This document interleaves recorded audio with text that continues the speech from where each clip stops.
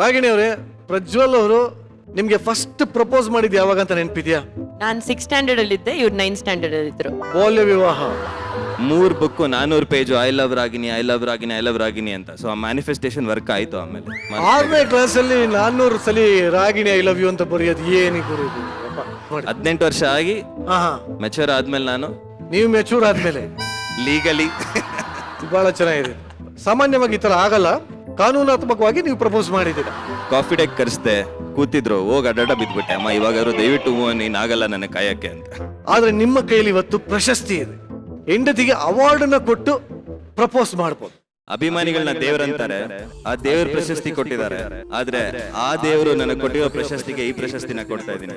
I love you. ಅಲ್ಲ, dialogue ಚೆನ್ನಾಗಿತ್ತ ಇಲ್ವಾ?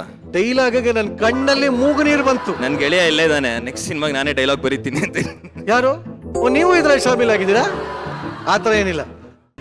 ಚಿತ್ತಾರ ರೀಡರ್ಸ್ ಚಾಯ್ಸ್ ಅವಾರ್ಡ್ ಯಾರಿಗೆ ಹೋಗ್ತಾ ಇದೆ ಅನ್ನೋದ್ರ ಬಗ್ಗೆ Reader's Choice Award goes to the one and only handsome Prajwal Devraj.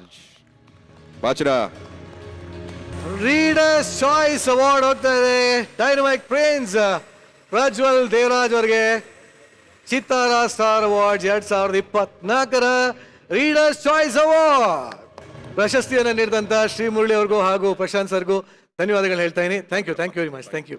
So ನಾವು ಯಾವಾಗಲೂ ಮೆಚ್ಚುಗೆಗೆ ಕಾಯೋದು ನಮ್ಮ ಅಭಿಮಾನಿಗಳಿಂದ, ಯಾರು ಸಿನಿಮಾ ನೋಡ್ತಾರೆ ಅವರಿಂದ. ಅದೇ ರೀತಿ ನಮ್ಮ ಚಿತ್ತಾರ ಮ್ಯಾಗಝಿನ್ನ ಓದುವಂಥ ಅಭಿಮಾನಿಗಳು ಇದನ್ನ ಕೊಟ್ಟಿದ್ದಾರೆ. ಸೊ ತುಂಬ ದೊಡ್ಡ ಧನ್ಯವಾದಗಳು.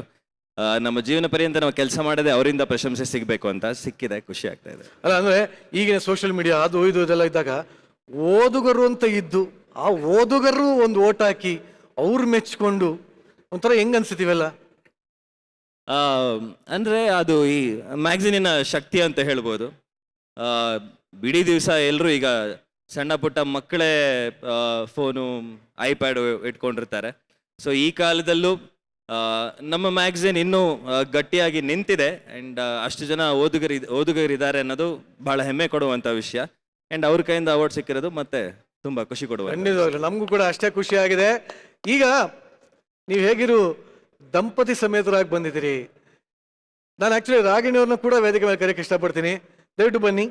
ಈಗೇನು ಪ್ರಶ್ನೆ ಕೇಳ್ತೀರಾ? ಪ್ರಶ್ನೆ ಕೇಳೋದೇನಿಲ್ಲ, ಬನ್ನಿ. ಈಗ ರಾಗಿಣಿಯವರೇ, ಪ್ರಜ್ವಲ್ ಅವರು ನಿಮ್ಗೆ ಫಸ್ಟ್ ಪ್ರಪೋಸ್ ಮಾಡಿದ್ ಯಾವಾಗ ಅಂತ ನೆನಪಿದ್ಯಾ? ನಾನು 6th ಸ್ಟ್ಯಾಂಡರ್ಡ್ ಅಲ್ಲಿ ಇದ್ದೆ, ಇವ್ರು 9th ಸ್ಟ್ಯಾಂಡರ್ಡ್ ಅಲ್ಲಿ ಇದ್ರು. ಬಾಲ್ಯ ವಿವಾಹ ಡೇಟ್ ನೆನಪಿದ್ಯಾ ಪ್ರಜ್ವಲ್ ಅವರೇ? ಏಪ್ರಿಲ್ 8. 6ನೇ ಕ್ಲಾಸಲ್ಲಿ ಇರೋ ಡೇಟ್ ಇನ್ನೂ ನೆನಪಿದ್ಯಾ? ಹಾ, ಖಂಡಿತವಾಗ್ಲು. ಅದಕ್ಕೆಲ್ಲ ಇವರೆಲ್ಲ ನೋಡಿ ಸಾಕ್ಷಿ. ಯಾರೆಲ್ಲ? ಪನ್ನಗ, ಮೇಘನ್ ಅವರು, ಪನ್ನಗ. ಆಗ ಡೈರೆಕ್ಟ್ ಆಗಿ ಪ್ರಪೋಸ್ ಮಾಡಿರ್ಲಿಲ್ಲ. ನಮ್ಮ ಅಜ್ಜಿ ರಾಮನ್ ಹೆಸರನ್ನ ಪುಸ್ತಕದಲ್ಲಿ ಅವಾಗ ಬರೀತಿದ್ರು, ಏನು ಅಂದ್ರೆ ಒಳ್ಳೇದಾಗುತ್ತೆ ಅಂತ. ಸೊ ಮ್ಯಾನಿಫೆಸ್ಟೇಷನ್ ಅವಾಗಲೇ ಮಾಡಿದ್ದೆ. 3 book 400 page I love Ragini I love Ragini I love Ragini ಅಂತ. ಸೊ ಆ ಮ್ಯಾನಿಫೆಸ್ಟೇಷನ್ ವರ್ಕ್ ಆಯ್ತು. ಆಮೇಲೆ ಅದಾದ್ಮೇಲೆ 10th ಸ್ಟ್ಯಾಂಡರ್ಡ್ ಮಾರ್ಕ್ಸ್ ತುಂಬಾ ಚೆನ್ನಾಗಿ ಬಂತಂತೆ. ಹಾ. ಎಷ್ಟು ಬಂದಿತ್ತು ಅಂದಾಜು? ಸರಿ ಸುಮಾರು 76%. ಪರವಾಗಿಲ್ಲ. ಎಲ್ಲ ಸೇರಿ ಅದೇ ಹೇಳಿದ್ರು, ಅವ್ನು ಈ ಬುಕ್ಕಲ್ಲಿ ಇಷ್ಟೊಂದು ಬರೆಯೋ ಬದಲು ಕರೆಕ್ಟ್ ಆಗಿ ಓದಕ್ಕೆ ಕೇಳೋ, ಮಾರ್ಕ್ಸ್ ಚೆನ್ನಾಗಿ ಬಂದ್ರೆ ಆಮೇಲೆ ನೋಡೋಣ ಅಂತ. ಒಳ್ಳೆ 6ನೇ ಕ್ಲಾಸಲ್ಲಿ 400 ಸಲ ರಾಗಿಣಿ ಐ ಲವ್ ಯು ಅಂತ ಬರೆಯೋದು ಏನಿ ಗುರು ಇದು? ಅಪ್ಪ ಅದು ಬರೋಲ್ಲ. ಇವತ್ತಿಗೆ ಒಟ್ಟಿಗೆ ಇದ್ದೀರಾ, ಜೊತೆ ಇದ್ದೀರಾ, ಖುಷಿ ಆಗತ್ತೆ. ಆಮೇಲೆ ಪ್ರಪೋಸ್ ಮಾಡಿದ್ಯಾವ? ಆಕ್ಚುಲ್ ಪ್ರಪೋಸ್ ಮಾಡಿ ಅದು ನಾನು 6 ಶೂಟಿಂಗ್ ಮಾಡ್ಬೇಕಾದ್ರೆ ಅವರು 6th ಆದ್ಮೇಲೆ ಡೈರೆಕ್ಟ್ ಆಗಿ 6 ಅಲ್ಲೇ ಅಲ್ಲಿ ತನಕ ಫಾಲೋ ಮಾಡ್ತಾನೆ ಇದ್ದೆ, ಎಲ್ಲೂ ಮಿಸ್ ಹೊಡೆದಿಲ್ಲ, ಮರಿಬಾರ್ದಲ್ಲ. ಬಟ್ ಕರೆಕ್ಟ್ ಟೈಮಲ್ಲಿ ಪ್ರಪೋಸ್ ಮಾಡಿದೆ. ಅದಕ್ಕೂ ಒಂದು ವಯಸ್ಸು ಬೇಕಲ್ಲ. 6 ಟೈಮಲ್ಲಿ ಪ್ರಪೋಸ್ ಮಾಡಿ 18 ವರ್ಷ ಆಗಿ ಮೆಚೂರ್ ಆದ್ಮೇಲೆ ನಾನು ನೀವು ಮೆಚೂರ್ ಆದ್ಮೇಲೆ ಲೀಗಲಿ ಬಹಳ ಚೆನ್ನಾಗಿದೆ. ಸಾಮಾನ್ಯವಾಗಿ ಈ ತರ ಆಗಲ್ಲ, ಕಾನೂನಾತ್ಮಕವಾಗಿ ನೀವು ಪ್ರಪೋಸ್ ಮಾಡಿದ್ದೀರಾ. ಇಲ್ಲಿ ಬಹಳ ಸಂತೋಷ. ಬಟ್ ಆ ಡೇಟ್ ನೆನಪಿದ್ಯಾ? ಅದೇ ಏಪ್ರಿಲ್ 8. ಅದೇ ಏಪ್ರಿಲ್ 8. 8. ಬುಕ್ಸ್ ಬರ್ತಿರೋದು 6th ಸ್ಟ್ಯಾಂಡರ್ಡ್ ಅಲ್ಲಿ, ಬಟ್ ಆಕ್ಚುಲ್ ಪ್ರಪೋಸಲ್ ಆಗಿದ್ದು ಏಪ್ರಿಲ್ 8. ಏನ್ ಮಾಡಿದ್ರಿ? ಗಿಫ್ಟ್ ಕೊಡಿದ್ರ? ಹೂ ಹಾಕಿ ಗೆವ ಕೊಟ್ಟು ಫುಲ್ ಎಲ್ಲ ರೆಡಿ ಮಾಡಿ? 2005. ಇಲ್ಲ, ಅವರು ಅಷ್ಟು ವರ್ಷ ಕಾಯಿಸಿ ನಾನು ಹೀರೋ ಆದ್ಮೇಲೆ ಒಂದ್ ಹೆಜ್ಜೆ ಹಿಂದೆ ತಗೊಂಡ್ರು. ಅಂದ್ರೆ ಈಗ ಎಲ್ರು ಇಷ್ಟು ವರ್ಷ ಅವಳು ಹೂ ಅನ್ಲಿಲ್ಲ, ಹೀರೋ ಆದ್ಮೇಲೆ ಹೂ ಅಂತಿದ್ದಾಳೆ ಅಂತ ಅಂತಾರೆ ಅಂತ.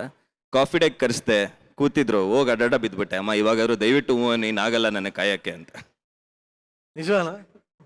ಮಾಡಿದ್ರು, ಅಷ್ಟೆಲ್ಲ ಮಾಡಿಲ್ಲ, ಬಟ್ ಬಂದ್ರು. ನನ್ಗೂ ಅಡ್ಡ ಗೊತ್ತಿತ್ತು ಬಿದ್ದಿರೋ ಇಷ್ಟೆಲ್ಲ ಸ್ವಲ್ಪ ವರ್ಷ- ಅಡ್ಡ ಬಿದ್ದಿರಷ್ಟೇ. ಇಲ್ಲ ಅವಾಗ ಸಿಕ್ಸರ್ ಅಲ್ಲ, ಅಡ್ಡ ಸೊ ಹಾಕಿಲ್ಲಪ್ಪ, ಹೀರೋ ಆಗಿ ಅಡ್ಡ ಬಂದ್ರು. ಬಿದ್ದೆ. ಇಲ್ಲ ಹೀರೋ ಸ್ಟೈಲ್ ಅಲ್ಲಿ ಬಂದ್ರು ಅವಾಗ. ಸುಮ್ನೆ ಹಂಗೆ ಇದ್ಬಿಟ್ರು. ಇವಾಗ ಬರ್ತೀಯಾ ಇಲ್ವಾ ಅಂತ. ಒಟ್ಟಲ್ಲಿ ಪ್ರಜ್ವಲ್ ಅವರೇ ನಿಮ್ಗೆ ಒಂದು ಸೂಪರ್ ಆದ ಗೋಲ್ಡನ್ ಮೂಮೆಂಟ್ ಅಂತ ಕೊಡ್ತೀನಿ ಈಗ. ಯಾವ ಗಂಡಂಗೂ ಸಿಗಲ್ಲ ಈ ತರ ಚಾನ್ಸ್.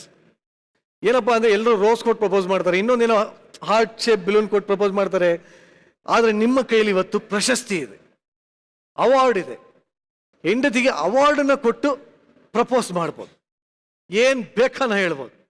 ನಿಮ್ಮ ಹೆಂಡ್ತಿನೇ ಅನ್ಕೊಳ್ಳಿ, ಅನ್ಕೊಳ್ಳೋದೇನು ಅವ್ರೇ ನಾನು ದೂರ ಇರ್ತೀನಿ. Okay. Stage is all yours. ಅಭಿಮಾನಿಗಳನ್ನ ದೇವ್ರಂತಾರೆ, ಆ ದೇವ್ರ ಪ್ರಶಸ್ತಿ ಕೊಟ್ಟಿದ್ದಾರೆ. ಆದ್ರೆ ಆ ದೇವರು ನನಗೆ ಕೊಟ್ಟಿರೋ ಪ್ರಶಸ್ತಿಗೆ ಈ ಪ್ರಶಸ್ತಿನ ಕೊಡ್ತಾ ಇದ್ದೀನಿ. I love you. ನೋಡಿ, ನನ್ನ ಹೆಂಡ್ತಿನೂ ಈ ತರ ಕೇಳ್ತಾ ಇರ್ತಲ್ಲ, ಈ ತರ ಒಂದು ಅವಾರ್ಡ್ ಇಟ್ಕೊಂಡು ಕೊಡು ಅಂತ. ಈ ನಮ್ಮ ಕಲರ್ಸ್ ಕನ್ನಡದವ್ರು ನನಗೆ ಯಾವ ಕ್ಯಾಟಗರಿಲೂ ಹಾಕಲ್ಲ, ಯಾವ ಪ್ರಶಸ್ತಿನೂ ಕೊಡಲ್ಲ. ಅದು ತಲೆ ಕೆಡ್ಸ್ಕೊಬೇಡ ಇವಳೆ, ಒಂದಲ್ಲ ಒಂದಿನ ಯಾವುದೋ ಒಂದು ಅವಾರ್ಡ್ನ ಕದ್ಕೊಂಬತ್ತೀನಿ, ತಲೆ ಕೆಡ್ಸ್ಕೊಬೇಡ. Okay, S. ಆದರೂ ನೀವಿಬ್ಬರು ನೋಡೋಕ್ಕೆ ಒಂಥರ ಖುಷಿಯಾಗಿರುತ್ತೆ. ಇದೇ ಥರ ಯಾವಾಗಲೂ ಖುಷಿಯಾಗಿರಿ, ಯಾರ ದೃಷ್ಟಿನೂ ನಿಮ್ಮ ಮೇಲೆ ಬೀಳದೇ ಇರಲಿ ಅಂತ ಹೇಳ್ತಾ. ಅಲ್ಲ, ಡೈಲಾಗ್ ಚೆನ್ನಾಗಿತ್ತ ಇಲ್ವಾ? ಡೈಲಾಗ್ಗೆ ನನ್ನ ಕಣ್ಣಲ್ಲಿ ಮೂಗು ನೀರು ಬಂತು. ನನ್ ಗೆಳೆಯ ಇಲ್ಲೇ ಇದ್ದಾನೆ, ನೆಕ್ಸ್ಟ್ ಸಿನಿಮಾಗೆ ನಾನೇ ಡೈಲಾಗ್ ಬರೀತೀನಿ ಅಂತ. ಯಾರು? ತರುಣ್ ಅವರು. ನೀವು ಇದ್ರಲ್ಲಿ ಶಾಮೀಲ್ ಆಗಿದ್ದೀರಾ?